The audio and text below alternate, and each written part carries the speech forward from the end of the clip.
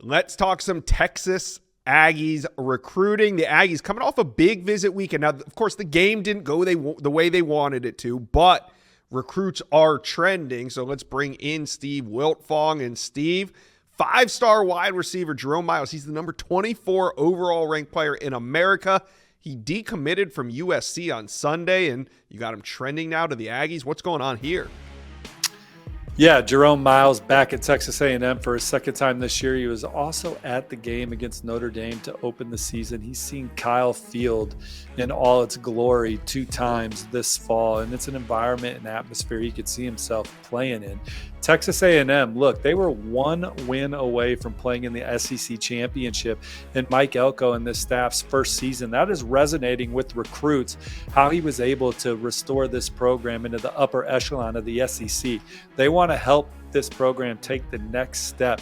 Jerome Miles, one of the most electrifying talents at the receiver position in this class. He's got 10.3 speed in the 100-meter dash. He sees an opportunity to come in and play early for the Aggies. Committed to USC earlier in the fall. Texas A&M trending heavily right now for the blue chip receiver. I think he's next in the fold for the Aggies. His quarterback, Helaman Kasuga, is committed to Texas A&M in the 2026 class.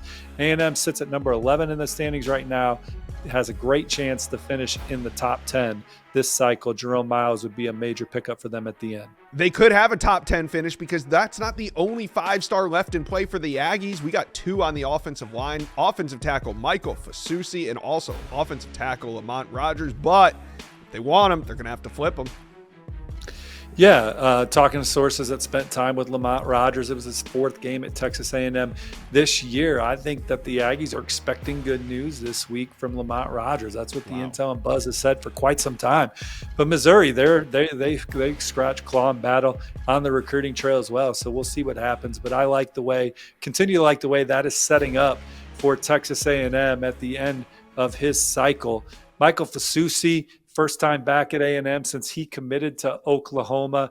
You know, going into these Texas visit and then A&M, and he's seen Texas play the last 2 weekends of the season. The thought was this is an uphill battle, right, to flip Michael Fasusi. You know, there's some question marks with the Oklahoma coaching staff, though.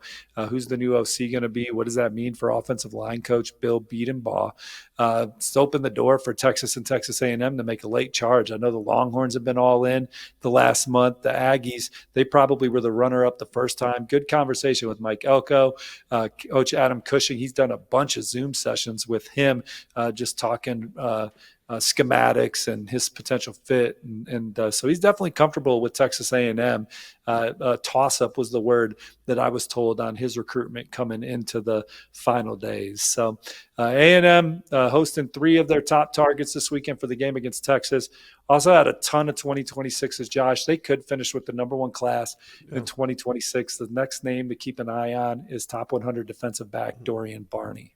All right, Aggie fans, talk to Steve and I. Comment section below. Do you think this is going to be a top 10 class when it's all said and done? Let us know. Comment section below.